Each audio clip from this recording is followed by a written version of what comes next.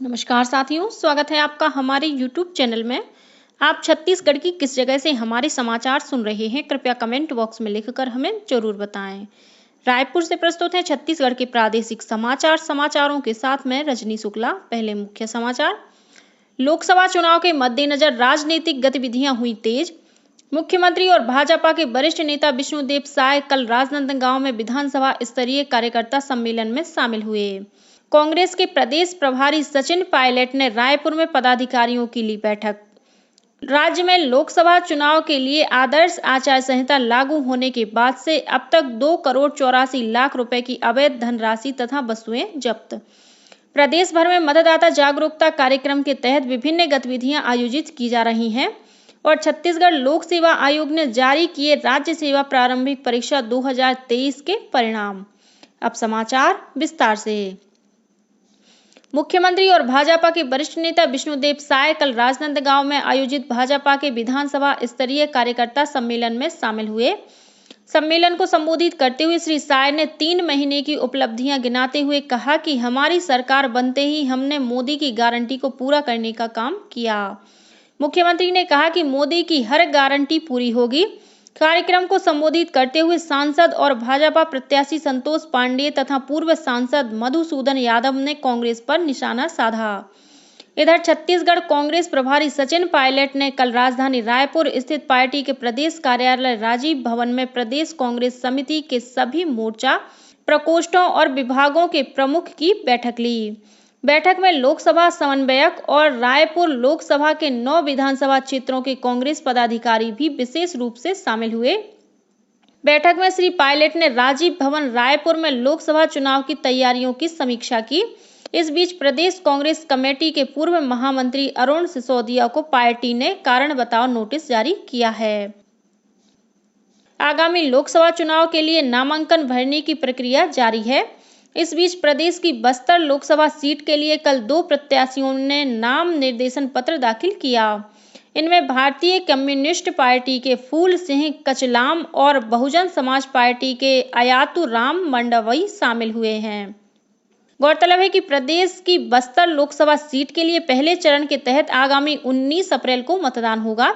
इसके लिए शासकीय अवकाश के दिनों को छोड़कर आगामी 27 मार्च तक नामांकन दाखिल किया जा सकता है।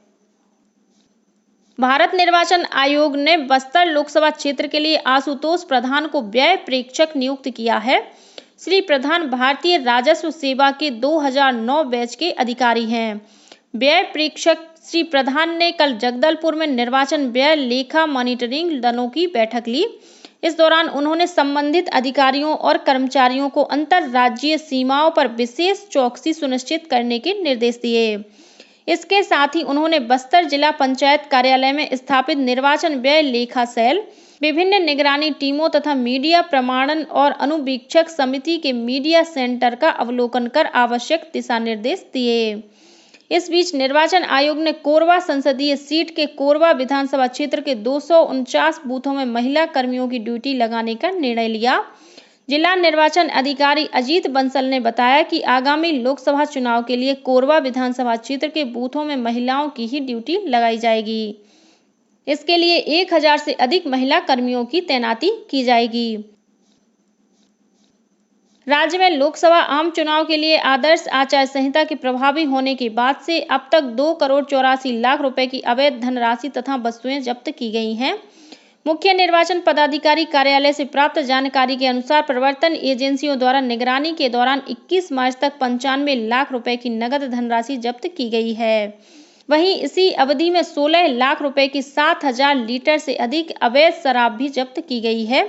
इसके अलावा 92 लाख रुपए के 346 किलोग्राम मादक पदार्थ तथा 52 लाख रुपए के 840 ग्राम आभूषण भी जब्त किए गए हैं। लोकसभा चुनाव के मद्देनजर प्रदेश भर में मतदाता जागरूकता कार्यक्रम के तहत विभिन्न गतिविधियां आयोजित की जा रही हैं। इसी कड़ी में सरगुजा कलेक्टर और जिला निर्वाचन अधिकारी विलास भोसकर की विशेष पहल पर शुक्रवार को पहाड़ी कोरबा बाहुल्य ग्राम मलगवा खुर्द में मतदाता जागरूकता अभियान चलाया गया। इसमें कॉलेज और एनएसएस के छात्र छात्राओं ने लोगों को मतदान करने के लिए प्रेरित किया। वहीं शासकीय माध्यमिक शाला परिसर में आयोजित कार्यक्रम में कलेक्टर ने उपस्थित पहाड़ी कोरबा मतदाताओं को मतदान करने की शपथ दिलाई। उधर धमतरी जिले के ग्राम भरदा की महिलाओं ने गांव में मतदाता जागरूकता रैली निकाली। इस दौरान महिलाओं ने सशक्त लोकतंत्र में मत का महत्व बताते हुए लोगों को मतदान के लिए प्रेरित किया। वहीं जिले के ग्राम मटिया बहारा, बिलभरदा और डोंडकी में मनरेगा मजदूरों को मतदान करने की शपथ दिलाई गई। इधर मोहला मानपुर अंबागढ़ चौकी जिले नक्सल प्रभावित मानपुर विकासखंड अंतर्गत ग्राम भर्री टोला में कल तिरंगा संकुल संगठन की महिलाओं द्वारा मतदाता जागरूकता कार्यक्रम का आयोजन किया गया। इस मौके पर बिहान कर्मचारियों के नेतृत्व में संगठन की महिलाओं ने रैली निकालकर लोगों को 100% मतदान करने के लिए प्रेरित किया। छत्तीसगढ़ लोक सेवा आयोग ने राज्य सेवा प्रारंभिक परीक्षा 2023 के परिणाम जारी कर दिए हैं। इस बार संघ लोक सेवा आयोग की तर्ज पर मुख्य परीक्षा के लिए अर्हता प्राप्त करने वाले अभ्यर्थियों के अनुक्रमांक और नाम के साथ ही वर्गवार और उपवर्गवार कट ऑफ नंबर भी घोषित किए गए हैं। आयोग द्वारा जारी परिणाम में मुख्य परीक्षा के लिए कुल 3,597 अभ्यर्थियों ने अर्हता प्राप्त की है। गौरतलब है कि राज्य लोक सेवा आयोग द्वारा 282 पदों पर भर्ती के लिए 11 फरवरी 2024 को प्रारंभिक परीक्षा ली गई थी। इसके लिए 1,58,000 से अधिक अभ्यर्थियों ने ऑनलाइन आवेदन किया था। रंगों का पर्व होली आगामी 25 मार्च को मनाया जाएगा। त्योहार के दौरान शांति व्यवस्था बनाए रखने के लिए पुलिस प्रशासन मुस्तैद हो गया है। इसी कड़ी में रायपुर कलेक्टर डॉक्टर गौरव सिंह के मार्गदर्शन में जिला और पुलिस प्रशासन ने कलेक्ट्रेट में शांति समिति की बैठक ली। बैठक में सभी समाज के प्रमुख नागरिक शामिल हुए। उन्हें होली व अन्य त्योहार के मद्देनजर शांतिपूर्ण तरीके से मनाने के निर्देश दिए गए। इस दौरान समाज प्रमुखों ने भी अपने अपने सुझाव रखे और अधिकारियों ने गंभीरता से विचार करने की बातें कही। बैठक के दौरान होलिका दहन मुहूर्त के अनुसार रात 12:30 बजे तक करने के निर्देश दिए गए। इसके साथ ही बताया गया कि होली के दौरान अस्त्र शस्त्र के उपयोग और प्रदर्शन के साथ ही डीजे और मुखौटे पर पूरी तरह प्रतिबंध रहेगा। वहीं तेज रफ्तार और शराब पीकर वाहन चलाने वालों पर कड़ी कार्रवाई की जाएगी। इसी तरह शक्ति तथा बेमित्रा सहित विभिन्न जिलों में भी शांति समिति की बैठक लेकर होली का पर्व शांति और सद्भाव के साथ मनाए जाने की समझाइश दी गई। छत्तीसगढ़ के सभी कोषालयों में अधिकारी कर्मचारियों के वेतन बिल के अलावा अन्य बिलों को भी अब ई कोष के माध्यम से ऑनलाइन स्वीकृति दे दी जाएगी। इसके लिए वित्त विभाग द्वारा तैयारी शुरू कर दी गई है। इसके तहत सभी विभागों के आहरण संवितरण अधिकारियों को कोषालय में ऑनलाइन बिल भेजने के लिए डिजिटल सिग्नेचर की सुविधा भी दी जा रही है। बिलों की मंजूरी की पूरी प्रक्रिया ऑनलाइन होने से कामकाज आसान होगा। साथ ही बिलों की स्वीकृति तेजी से मिलेगी। रायपुर कलेक्टर डॉक्टर गौरव सिंह ने कल कलेक्ट्रेट और संबंधित कार्यालय का औचक निरीक्षण किया। इस दौरान कुछ अधिकारी कर्मचारी कार्यालयीन समय पर अनुपस्थित पाए गए। कलेक्टर ने अनुपस्थित अधिकारियों और कर्मचारियों का 1 दिन का असाधारण अवकाश घोषित करते हुए वेतन काटने के निर्देश दिए। साथ ही कलेक्टर ने जिला शिक्षा अधिकारी और जिला मुख्य स्वास्थ्य अधिकारी को कारण बताओ नोटिस जारी किया। 52वीं राष्ट्रीय सीनियर महिला हैंडबॉल प्रतियोगिता का आयोजन उत्तर प्रदेश के हाथरस में किया गया। इस प्रतियोगिता में भारतीय रेलवे की महिला हैंडबॉल टीम ने शानदार प्रदर्शन करते हुए प्रथम स्थान प्राप्त कर स्वर्ण पदक जीता। भारतीय रेलवे की विजेता टीम में दक्षिण पूर्व मध्य रेलवे की 5 महिला खिलाड़ियों ने भाग लिया। इनमें काजल, निकी, पंकज, गौरव और मीनू शामिल हैं। वहीं दक्षिण पूर्व मध्य रेलवे बिलासपुर में जूनियर क्लर्क के पद पर कार्यरत मधु वेदवान ने तीसरी खेलो इंडिया नेशनल रैंकिंग महिला तीरंदाजी टूर्नामेंट में दूसरा स्थान प्राप्त किया है। उधर हैदराबाद में आयोजित 16वीं ऑल इंडिया बैडमिंटन चैंपियनशिप में डीएसपी अंजलि और डीएसपी रमेश की जोड़ी ने बैडमिंटन मिश्रित युगल में कांस्य पदक प्राप्त किया है। इससे पूर्व इंस्पेक्टर प्रमिला मंडावी ने महिला सिंगल में रजत पदक प्राप्त किया। इस प्रतियोगिता में देश के सभी राज्यों की NSG, CRPF, ITBP, BSF, SSB और रेलवे की टीमों ने भाग लिया। कोंडागांव जिले में प्रारंभिक मेला मड़ई के तीसरे दिन एनसीसी मैदान में पारंपरिक आदिवासी नृत्य का आयोजन किया गया। इस दौरान कोंडागांव के साथ साथ नारायणपुर जिले के लगभग 25 आदिवासी लोक नृत्य दलों ने पारंपरिक नृत्य का प्रदर्शन किया। आदिवासियों ने लोक नृत्य के माध्यम से अपनी परंपरा और जीवन की मुख्य पहलुओं का प्रदर्शन किया। खरीफ की फसल कट जाने के बाद क्षेत्र के ग्रामीण देवी देवताओं के समक्ष नृत्य करते हैं।